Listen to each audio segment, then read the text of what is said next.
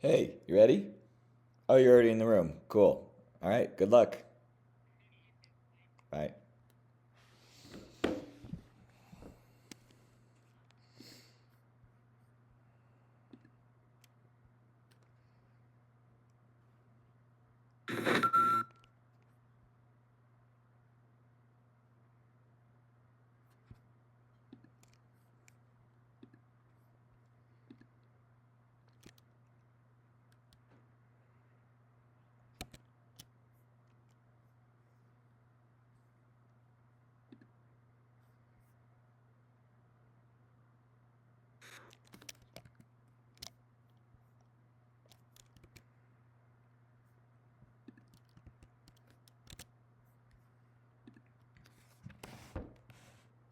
Hello.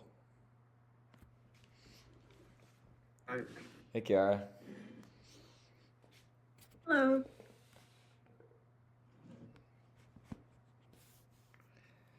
That's a really Hello, cool Ewan. tapestry. Yeah, I know, I right? do It's. type. Do you remember the Yeah, name of this? I forget what it's called. I don't know this.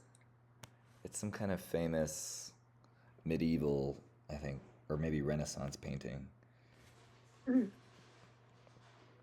Yeah, I'm in the Bay right now, staying at my friend Katie's place. It's quite a place. Wow, that looks really nice. Where are you right now? I'm at home. Hmm, I like I your can lamp. also do a tour. Nice. I like your interior design sense. Thank you. It was more black before I moved in. Huh. No, as in like Conrad and Max used to live here together, and it was very like minimalist, Okay. black, white. The male grind set style. Correct. Hey, Yuli.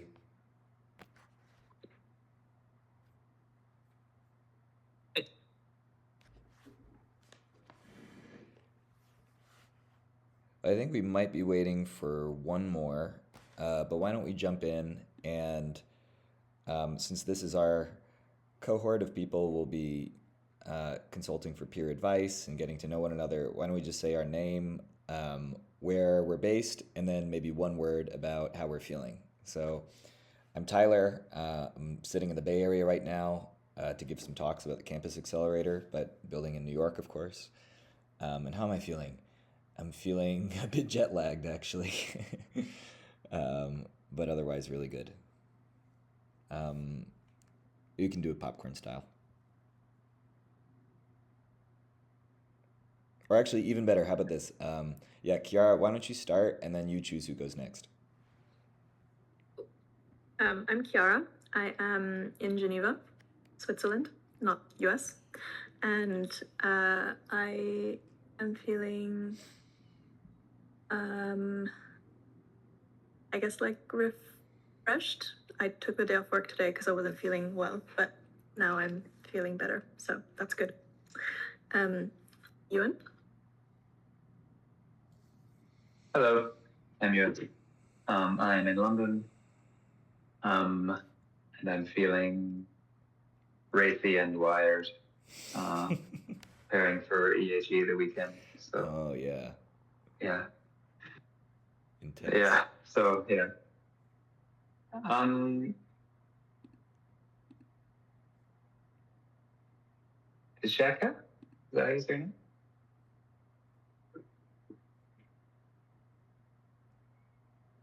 Oh, I can't hear you. yeah, I can't hear. can't hear you, Shaka. Although you don't seem muted. Maybe you have headphones in?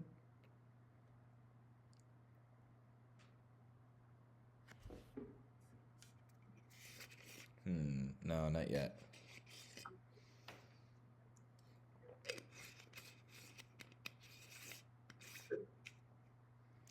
Maybe, maybe with Shaka, you could type in the chat on the right.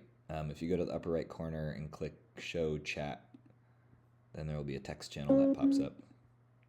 Yeah, I think I'll have to do that or Oh, use my phone. wait, we can hear you now. Yeah, I'm using my phone now. Oh, cool. Resourceful. Okay. Yeah, so I'm at the E Hotel in Blackpool in the UK and feeling pretty exhausted going to AHE tomorrow. Um, yeah. I will book onto, is it Zico? I Sorry. guess it's okay, right? No, it's okay.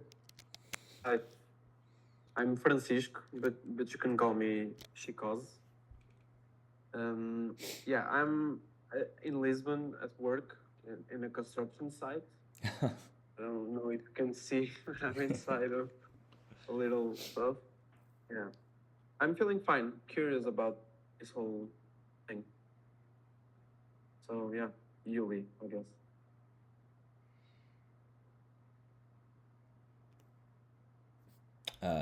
Yuli, can't hear you.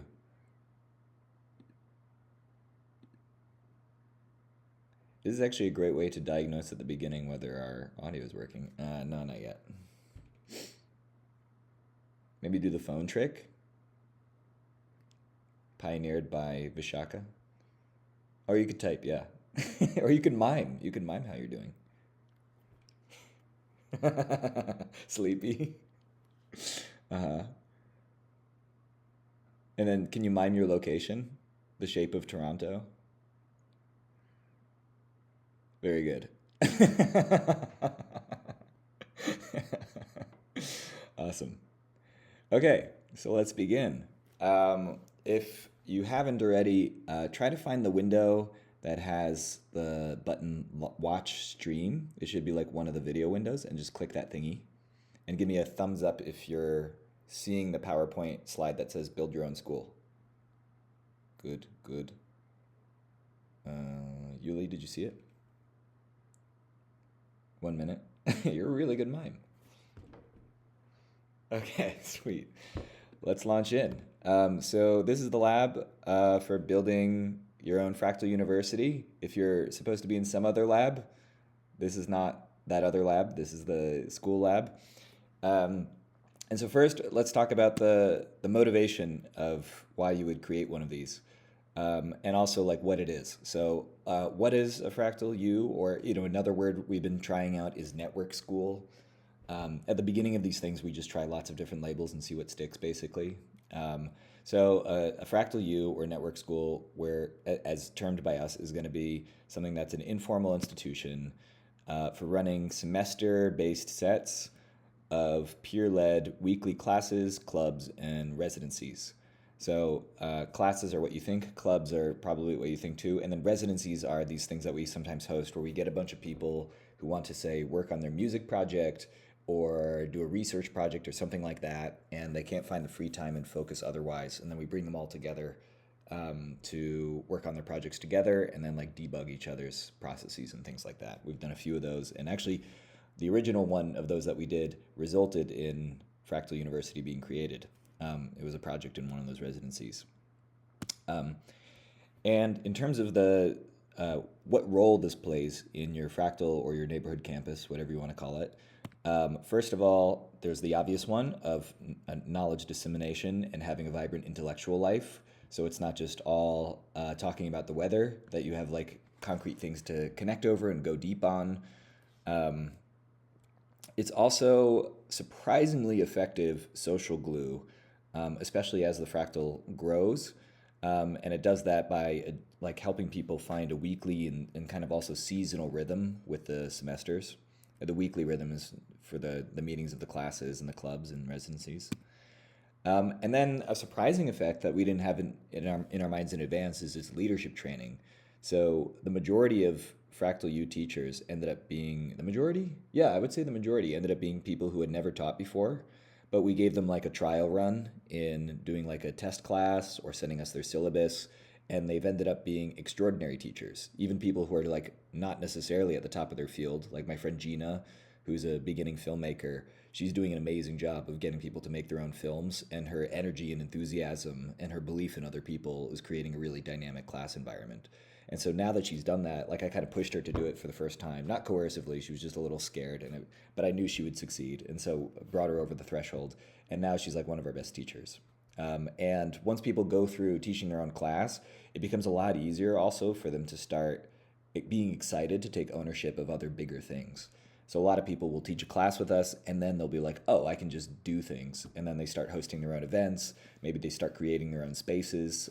Like two of our teachers, one started teaching voice classes and another started teaching poetry classes for the first time. And then they got excited and more agentic through this process. And now they're possibly opening our arts hub.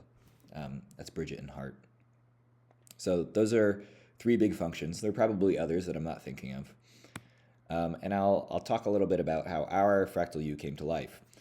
So it started with just at the beginning, actually, the thought was we could get people together to take the best courses in the world that are already online, and then the missing component is the social component. So most people drop out of online courses, but we found that if we brought people together in person to meet every week, go through the exercises, then it could be a really dynamic social environment, and then people would complete the course.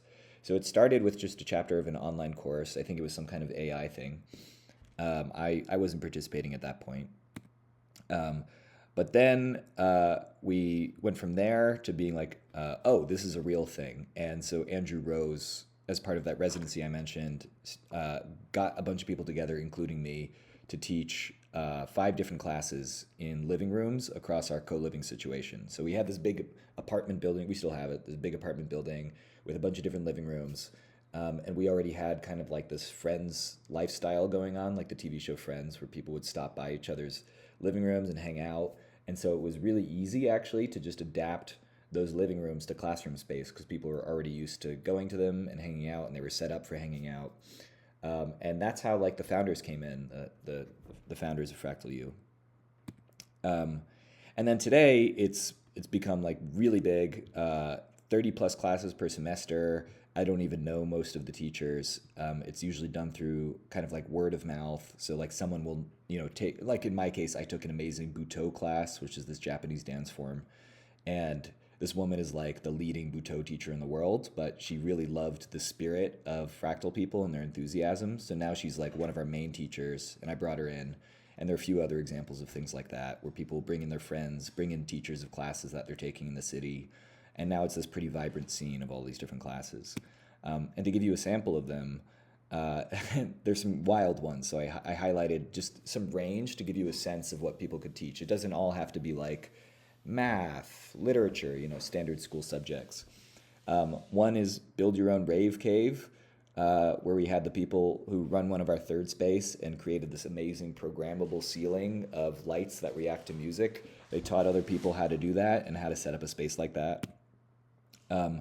Me and my girlfriend at the time taught this class called Body Mind Work. We were trying to adapt body mind techniques like Tai Chi and Tango and even clowning to work situations, like how do you enliven the experience of filling out a spreadsheet or sending an email, that kind of thing. So we would practice these things, and then we would actually have people bring their laptops and like do work tasks and things like that, applying some of the lessons that they learned from the modality.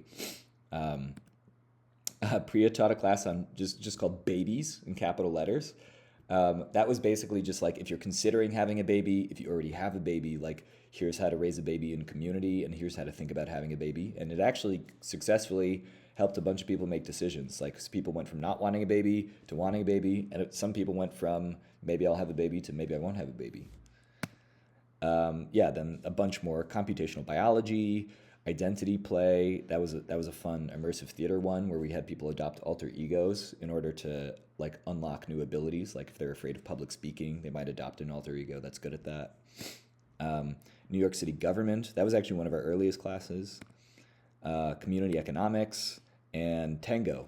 And Tango's a cool one because most people didn't know Tango in the fractal community, and then my ex-girlfriend Alicia Botero, who's starting a Fractal U hopefully soon in Colombia too, she started teaching everyone Tango and brought in one of the world's best Tango teachers, and now it's like a thing that breaks out at a random fractal gathering. Like we'll be having a brunch, and then someone will like turn on Tango music, and then a bunch of people will be like, oh, and then they'll just start doing Tango. So that's the kind of magic that can start happening once you start introducing like new practices and sources of knowledge through your Fractal U. Another thing that can happen is Fractal U, we found by establishing this weekly cadence of classes, can unite a bunch of different, like people in different locations.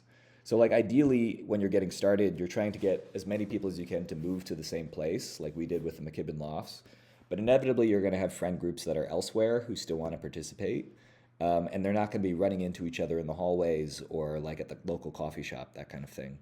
And for us, like as Fractal grew out of Bushwick, as you can see on the right, to a neighborhood called Bed-Stuy and another neighborhood called Fort Greene, like people started moving out of the Bushwick building and into their own townhouses.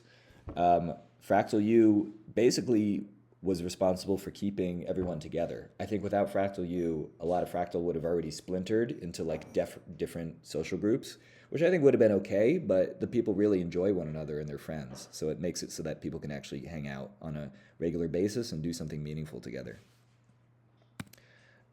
And yeah, so now we have 3 semesters a year every semester. And basically, we get it kicked off by advertising in tons of different WhatsApp groups around the city, mailing lists. We have teachers do their own advertising. People tell friends and friends of friends. And I just also want to give a shout out to the founding team here, plus Daniel Golier, the extra member of our founding team. I wanted to make him actually bigger because he was teaching his civics classes and they were already enormously successful in getting people into like New York City government before we even began. So that's starting from the right, Andrew Rose, who's the co-founder of Fractal, Priya Rose, me, Alicia Botero, and then Madhu, who's now kind of created her own Fractal U situation. Like the cool thing about Fractal U is people start their own schools as a result of it too, or at least in our situation they did. Madhu has been starting her own school in Manhattan. There's another, and that's science focused. There's another one that's been started that's more emotional learning focused called Life Shop. And then there's one called Olio, which is kind of just like a Fractal U partner that has one-off classes that operates around the city. Although that one actually pre-existed Fractal, and we kind of just inspire each other. Yeah, so part of the excitement for me around this is the possibility that maybe, like I said in the previous class, you can just create a new default social form. Like we saw just a ton of uptake of this concept really quickly, much more quickly than we expected, which makes me think that I could imagine that in like 20 years it becomes a really normal thing to have a peer-led university. And that's one way that adults, after they graduate normal university, can stick together and stay learning throughout their lifetime. Similar to how we've created other default social forms like summer camps or some of the other ones I talked about last time, like hackathons. Okay, and so that's like most of the lecture portion of this class. Now the next part, and for most subsequent ones, we're actually just going to be doing it. We're going to be creating the Fractal U or the Network Campus, whatever you want to call it, starting today. So the first task for this is just to create seed lists. So this is lists of, oops, that image should not be in the slide. Oh yeah, here we go. Co-founders and potential teachers for your first semester. So for the next 7 minutes, let's just open a notes document or whatever you use. It could be a CRM or a spreadsheet or whatever, and make 2 different lists.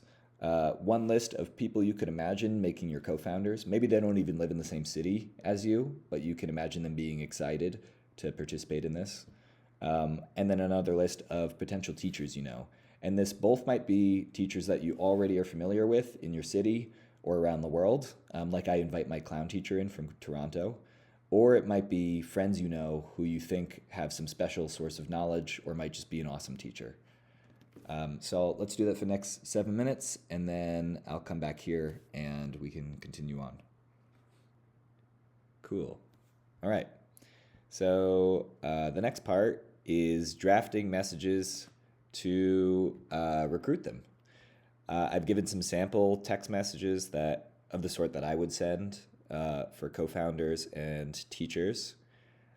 So spend 7 minutes just creating the messages. You can also, the next part is going to be reaching out. You can also reach out if you're done, but yeah, for the next 7 minutes, we'll just draft the messages. But now we'll be reaching out to these people.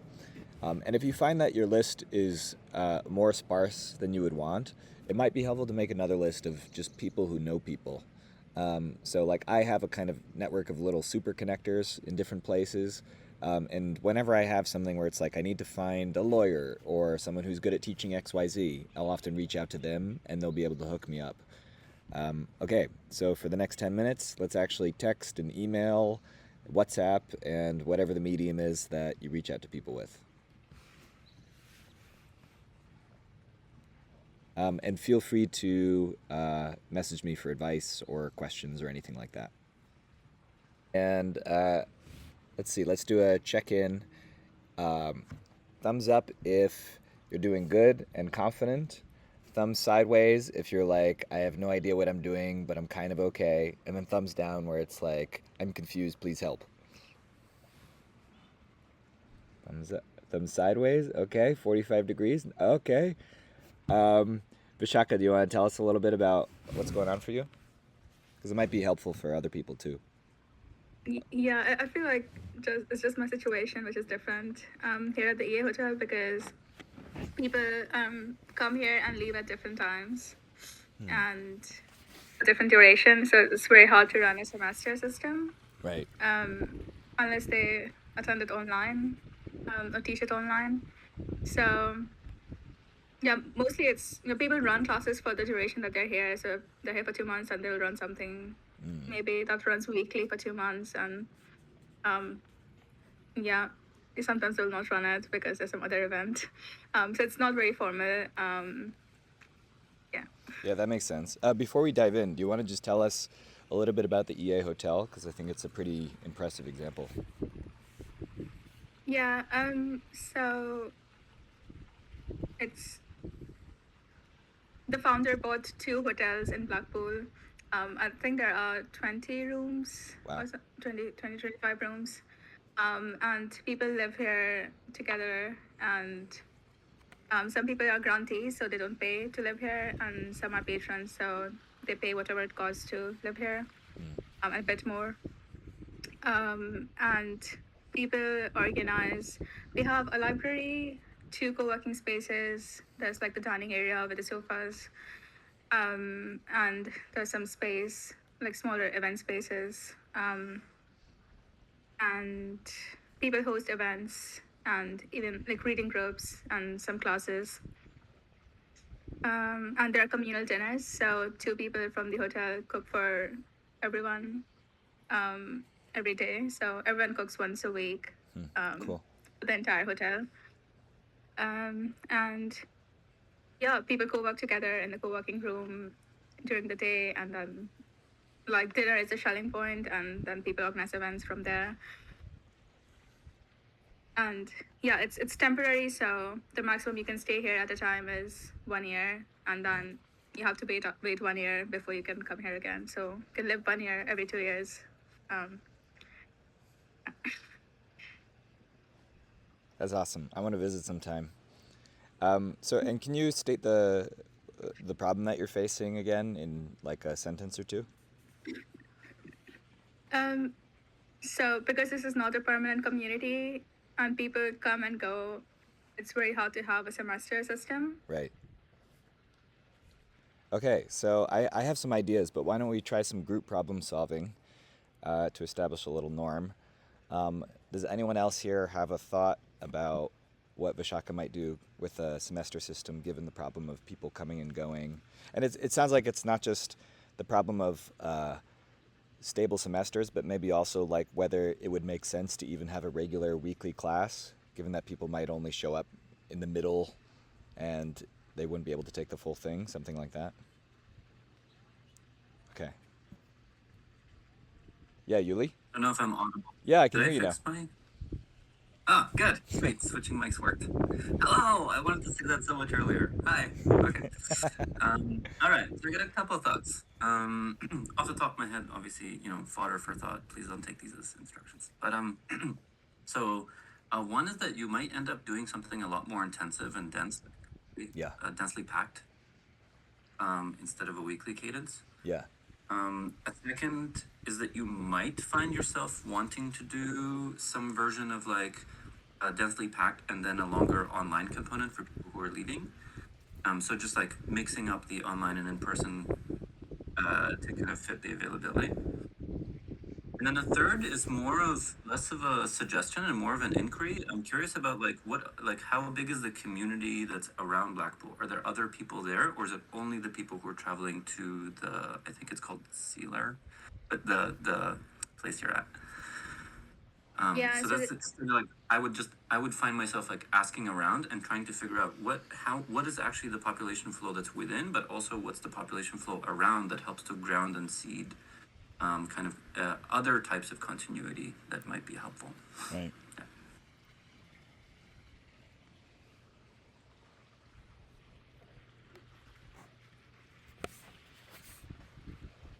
did you mean including people in the university who are not living at the EA hotel?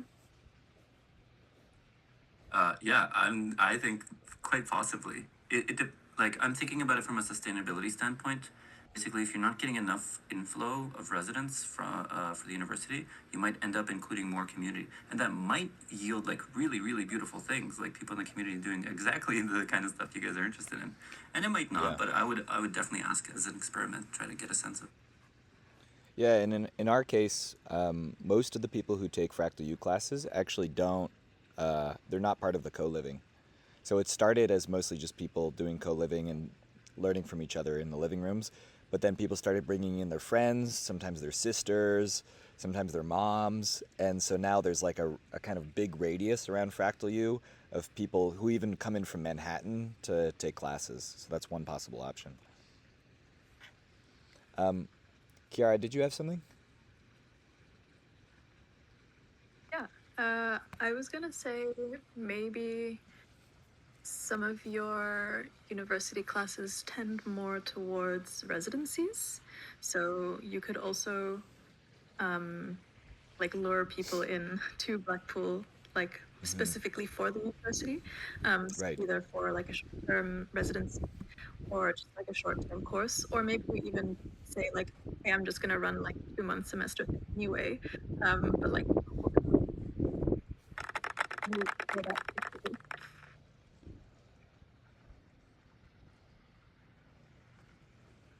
You're basically acting like a pull factor.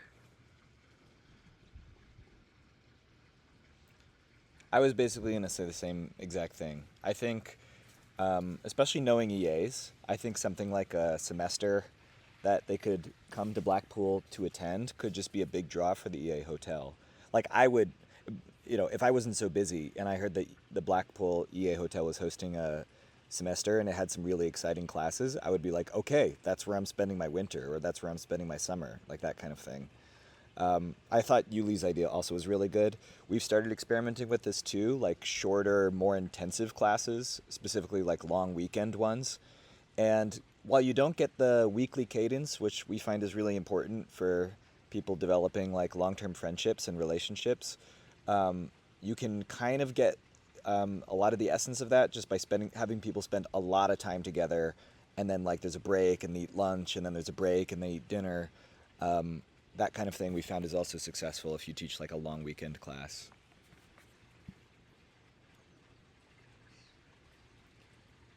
All right, anything else for Shaka?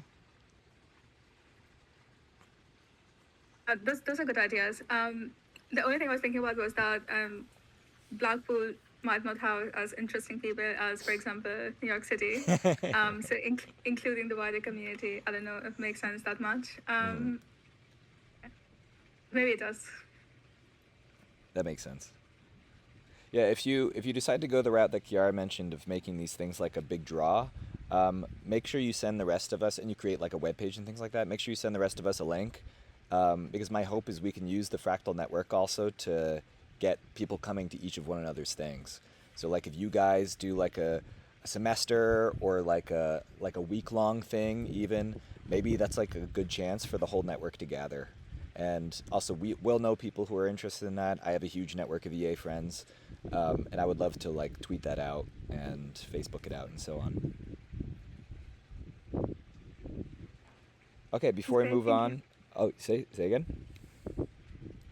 I was just saying, sounds great. Thank you. Yeah, very cool. Before we move on, do you pronounce your name Chic or is it or Francisco? Yeah, Francisco is my full name, I guess, but you can say Chico, yeah, or Chicos. That's Chicaz. my. Yeah, I say Chicos just to differentiate from my friend Chic, you know. Right. So it sounds similar. Yeah. I didn't realize that was like a common nickname out there. I thought it was just like a Yeah. really cool thing he came up with. No, it came up with a cool thing, though. Yeah, but it's common, you know. Many people are called Francisco, and since the Pope Francis, Oh, them, okay. they're growing. The population is growing. Pope Chic. Chic, Pope Chic. Chicaz, did you have anything you wanted to touch on? No, I was just like I signaled my 45 degrees thumb up as like I kind of don't know what I'm doing, but I'm fine, and I actually got immediate responses to my reaching out. So Hell yeah. I guess it's positive. Yeah. That's awesome. Yeah, we were really surprised at how enthusiastic people ended up being about this kind of thing, even though it's kind of new. Yeah. All right. Anything else before we move on? The next part is going to be actually building the online infrastructure for the university. Going once. Going twice. Wait. I got something. Okay. So, less clear, and maybe I would want to put it in the chat or think more about this and re-articulate it. But kind of intuitionally, there's something about like sometimes it feels like someone else is the right person to reach out or something. So I just want to like name that. For some people, it's not always an intrinsic pull, but they're like excellent resources. Like someone with a really powerful network and like Right. tighter time commitments, they're not around as much. And it's like there's something about like, all right, how do we not be as informal and just like shotgun the invite, but actually like caringly take the time to like connect in the right way. I just Totally. wanna, I don't know, name that I care about that type of process as well. Maybe. Yeah, I find both really useful. One, both the strategy of reaching out to people one-on-one with a very curated message, but then also if you feel like there's no one in your social sphere that is going to fill this thing out, we found it helpful to also just put it in various WhatsApp groups and Facebook groups and things like that, and then you can have some kind of form to screen people. So for our first semesters, we put this form online where it's like, do you want to teach? And people could indicate their interest. And maybe like 1/4 of people weren't that cool, or we weren't interested in what they wanted to teach, but we found a lot of teachers that way.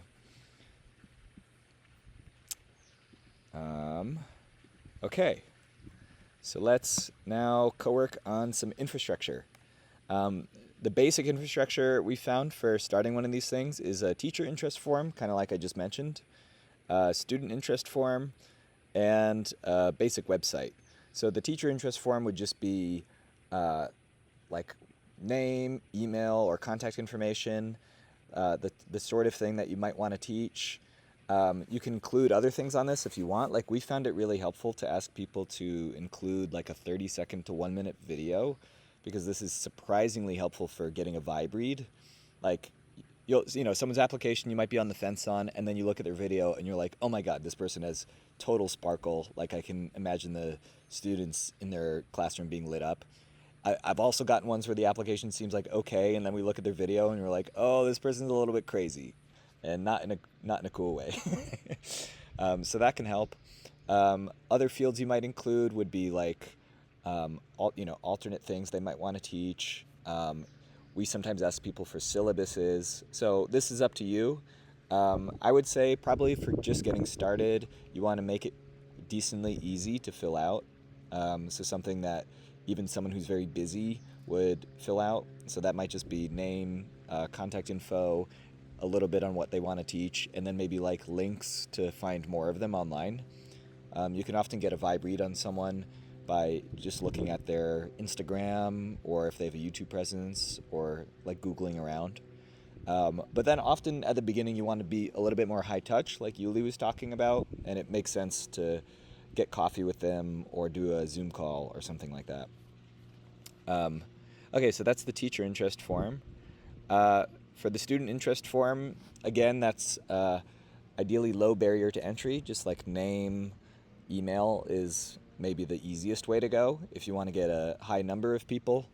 When we started out, we included a much more in-depth form where it was like name, email, like what makes you excited about this university, what are the sorts of classes that you want to take, and we had people like select from a bunch of different options, and that worked out pretty well. We actually got like hundreds of responses, but it is New York City, so if you're operating in a place that has less people, you might want to go for less friction. It's up to you. Um, and then, yeah, last but not least is the basic website, which can host both of these things eventually. Although you don't necessarily need the website at the beginning to get this started, you can just create the form and send it around. And then, since website might take a little longer, you can then do that after and then put the forms on the website. So some nice tools for this is so we have a website, fractal.com/university, that you can check out, and that just uses Notion and Super, which is a platform for creating Notion websites. The reason we like that is one, it has like it looks nice but not too nice, and we kind of like that because it means that people aren't doing it for like the prestige, but they're often coming to us for like the love of learning and the love of teaching. That might be something that we change relatively soon, though. We might make a much nicer website. But the other reason we really like Notion is that it has a really good content management system that's super easy.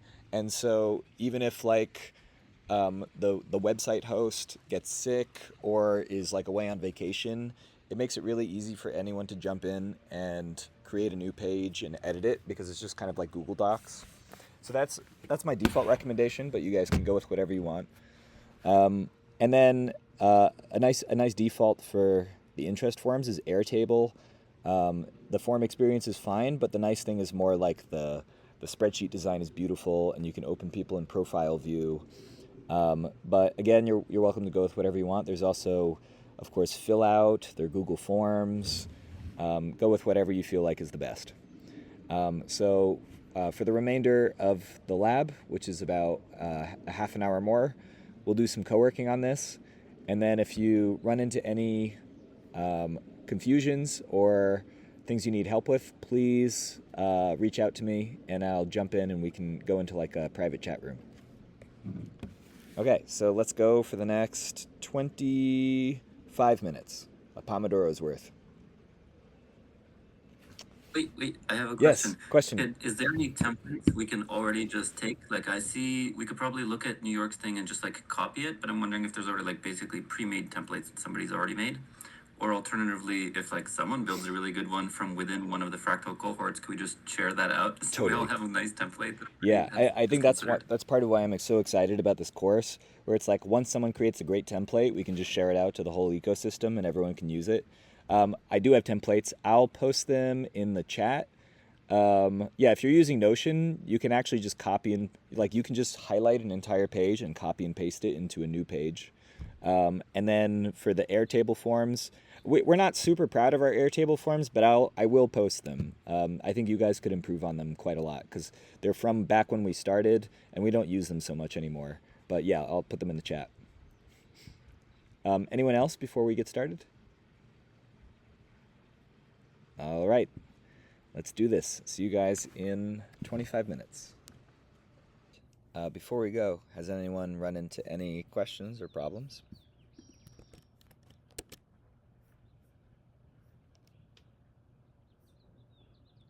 Actually, I have a question. What happens if there isn't enough interest in classes? Like, what if we don't have enough students? Like, what if there are like 5 people who are interested in like 10 teachers? I mean, we've had that happen before. So we've had some classes that, for whatever reason, it's often just the teacher doesn't do a good job of marketing it or giving it a nice title. They end up with like 0 students, and it's a little bit embarrassing when that happens, but it does happen. Like there was one class called "The Gift You Could Deliver" or something like that, and it was actually a cool class of like gift making for your friends and family, but the description of it did not really click. So we just told them to reword it and try again, and then they got more students. But for some teachers, they just don't get students, and that happens. And I have to Okay. say, like, we started just with one class. So I would say this thing is a success if you just have one class that's attended by like 5 or more people, because then it just grows and Yeah. grows more over time as people have the experience of like, oh, this is working and cool. Yeah. Cool. Makes sense. Mhm. All right. Anything else? Okay. Let's do this. I'm looking forward to hearing about your semesters. And yeah, hopefully in the future, when I am in your country or city, I can just drop in and take a class. Thanks for attending, everyone.